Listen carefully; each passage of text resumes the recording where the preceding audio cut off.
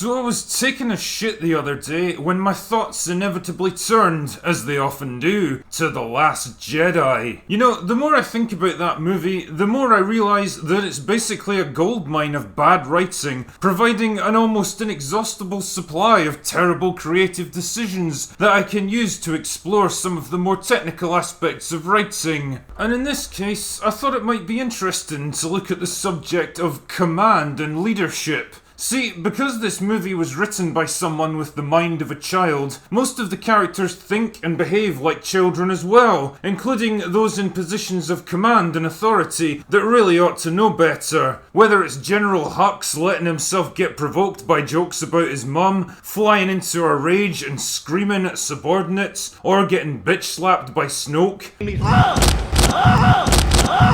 Or Kylo Ren losing his shit and destroying important equipment just because someone made fun of him. Or General Leia given wildly conflicting orders and taking command only to give it up again. There are things that you cannot solve by jumping in an X-Wing and blowing something up. 5 minutes later. Permission to jump in an X-Wing and blow something up? Permission granted. Looking back, would you change anything in your script, or do you stand by all your choices? Nope, stand by every choice. None of the so-called authority figures in this film seem capable of even functioning like normal adults, never mind commanding entire ships and armies. But none of these characters are quite so utterly incompetent at their job as Admiral Holdo, a character so horribly written and thoroughly unlikable that to this day I'm not entirely convinced that she isn't some kind of subtle piss take of Kathleen Kennedy. And if so, fucking hats off to you, Ryan. Truly, you have fooled us all. But I suspect that's not the case, and it's a real shame because I think Holdo represents a genuine missed opportunity to create an interesting new character that we haven't really seen before in Star Wars, not to mention a complex, nuanced story arc that would stir up some discussions more sophisticated than, you just don't like her because she's a strong woman. Now, in order to explain just how far they went wrong with this character and her storyline, I need to give you an example of where this kind of thing's been done much better. And for that, I'm going to take you all the way back to the summer of 1995 and the release of Crimson Tide. Crimson Tide is a fucking awesome thriller about the crew of a nuclear submarine who get caught up in a mutiny after they lose contact with the outside world. They're out on patrol one day when they learn that a Russian military base has been captured by insurgents who are planning to launch their nuclear missiles at the United States. Their mission is to hit the base first and prevent an attack that could kill millions of people and trigger World War III. But just as they're receiving a second message from their commanders, they come under attack from an enemy sub, which damages their communications and cuts off the message before they can read it. Now they're left with quite the dilemma. Do they delay their strike and try to re-establish communications in the hopes that this message was telling them to stand down? Or do they follow their existing orders and launch their missiles before the Russian insurgents can hit America? If they launch their strike and the base is back in Russian hands, the Russians will take this as an act of war. On the other hand, if they do nothing and the insurgents launch their nukes at America, then millions of innocent people are gonna die. One way or another, the clock's ticking and they have to make their decision. The commander of the sub, Captain Ramsey, believes that they should follow their existing orders and hit the Russians first. Ramsey's a veteran sub-commander with decades of experience under his belt. He's a hard, pragmatic kind of guy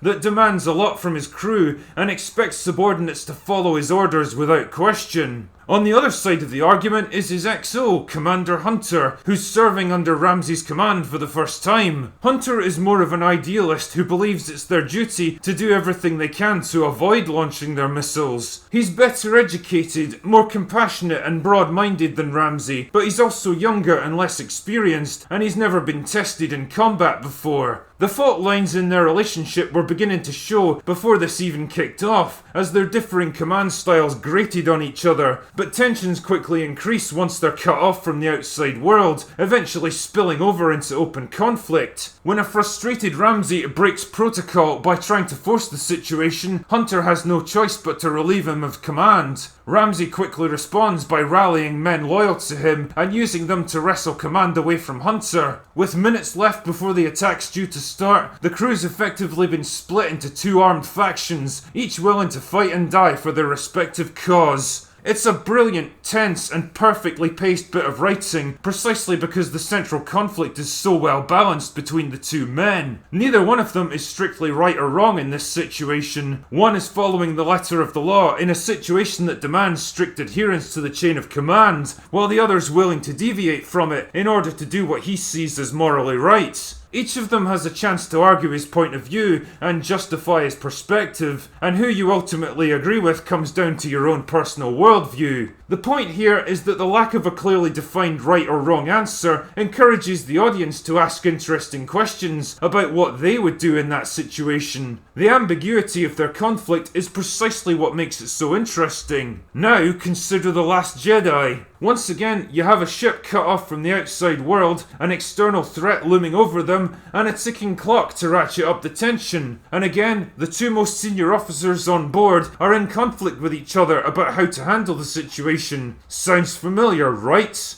Wrong. See, the difference here is that the delicate balance of moral ambiguity that made Crimson Tide such an interesting story is entirely absent in The Last Jedi. In this movie, you've got a small fleet of rebel ships being pursued by the First Order. They lack the numbers and firepower to stand and fight, and the First Order's hyperspace tracker means they can't simply jump away. Their only option is to slowly retreat under enemy bombardment until eventually they exhaust their fuel, at which point they'll be cut off and wiped out.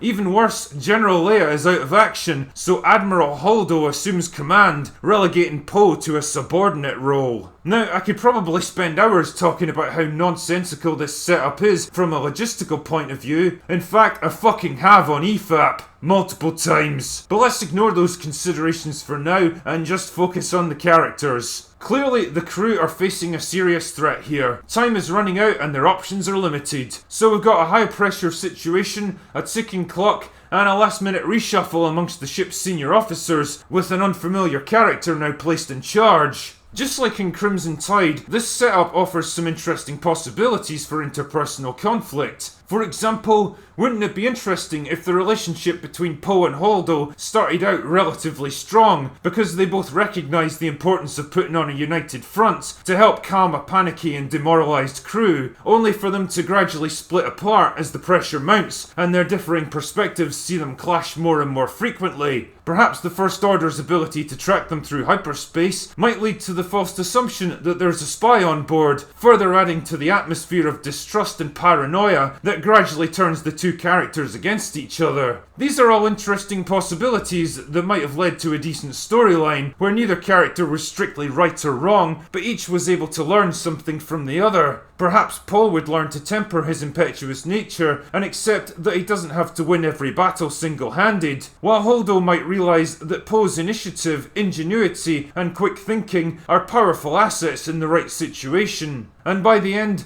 they develop a kind of mutual respect, recognising and accepting each other's strengths and perspectives. Of course, none of that actually happened in the real movie, because this film was all about breaking characters down in order to fit them into molds that they totally don't belong in. In this case, Poe had to be portrayed as a dumb, reckless, arrogant flyboy that needs to be brought down a peg or two, and taught to blindly trust authority figures even when their instructions make absolutely no sense and they do nothing to inspire confidence or trust. The problems begin the moment Holdo assumes command and immediately starts acting like a fucking child instead of an experienced and mature commander. She actively works against her subordinate, berating him and personally insulting him in front of the entire bridge crew, when all he did was ask a simple question about her intentions. He wasn't challenging her authority or questioning her decisions, he was simply asking her to make some. But she doesn't, and she won't tell him why, and instead she deflects the conversation back at him as if they're a married couple bickering over who drank the last bottle of wine. She makes it immediately obvious that she despises Poe and everything he represents. It's like a child who can't regulate their emotional responses and just blurts out whatever's in their fucking head at any moment. Rather than recognising the importance of working with Poe in a time of crisis, regardless of her personal feelings towards him, she indulges in an emotional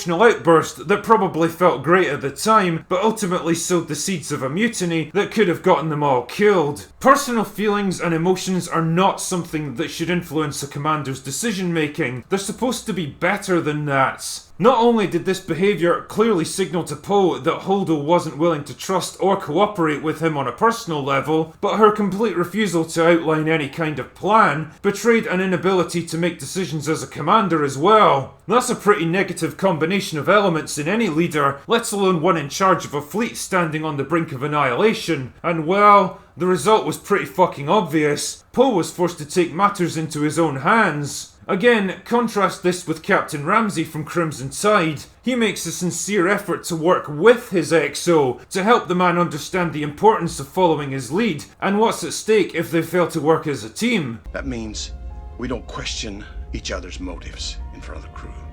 It means we don't undermine each other.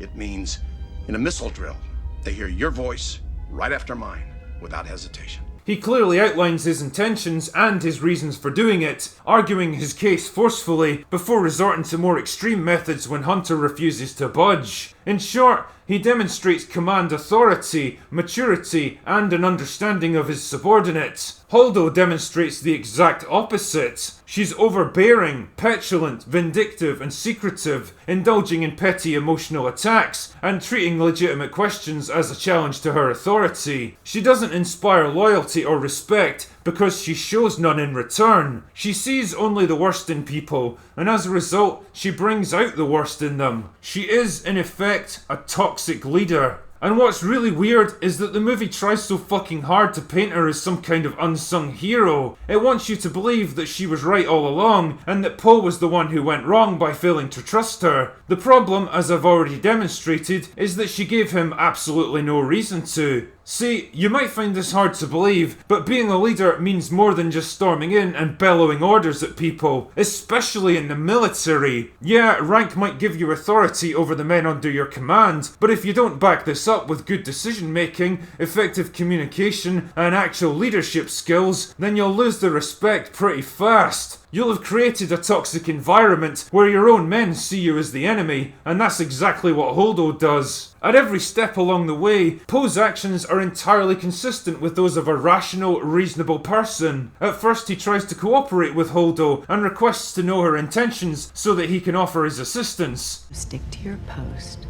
and follow my orders. When that doesn't work, he reluctantly allows his companions to pursue an alternate plan that offers a chance of success. A slim one perhaps, but it's better than nothing at all. As the situation grows more desperate, Poe straight up begs Holdo to tell him what, if anything, she intends to do. We had a fleet, now we're down to one ship and you've told us nothing! When she still refuses to tell him anything, he's left with no choice but to relieve her of command. Whether or not her secret plan ultimately proves successful is less relevant than the fact that she was, by any standard of measure, a terrible leader that never should have been put in a position of command in the first place. It creates this weird narrative disconnect where the movie tries so hard to tell us that Poe was wrong and Holdo was right, while showing us the exact opposite. The thing is, humans are more sensitive to this kind of deception than you might think. We can tell when we're being fed bullshit, even if it takes a while for that realization to filter through. But filter it does. And like I say, it's a real shame that Ryan chose to go this way, because I think if this conflict had been handled with a bit more subtlety and intelligence, balancing the strengths and weaknesses of the two characters more evenly to create a smarter and more complex relationship, then Holdo could well have become a strong, well-rounded, interesting character that people might really have gotten behind, instead of a fucking purple-haired space Karen. Anyway, that's all I've got for today. Go away now.